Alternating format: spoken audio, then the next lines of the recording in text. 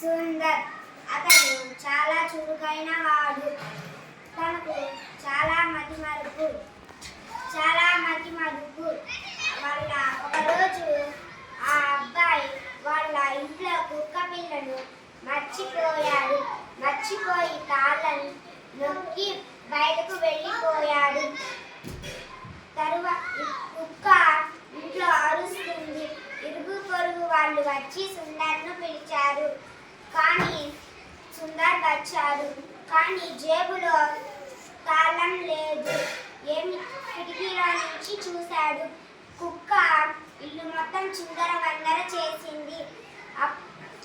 ఏమి చేయాలో తెలియక సుందర్ తాళం పగలగొట్టాడు. అప్పుడు కుక్క పిల్ల బయటకు పరుగులు తీసింది. ఈ విషయం వాళ్ళ నాన్నకు తెలిసింది.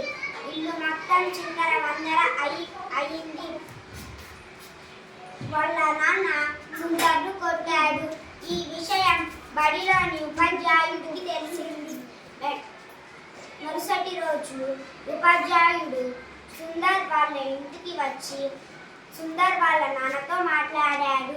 పిల్లలను కొట్టడం తిట్టడం కాదు, ప్రతి విషయం ప్రేమతో చెప్పాలి అని ఉపాధ్యాయుడు వాళ్ళ నాన్నకు చెప్పాడు. అప్పుడు ఉపాధ్యాయుడు, మీ పిల్లవాడిని మా బడికి పంపండి, ఆటపాటలతో ఆ మతిమరుపు పోయేలా చూస్తాము అని ఉపాధ్యాయుడు వాళ్ళ నాన్నను అడిగాడు. తల్లిదండ్రులు అంగీకరించారు. Very good.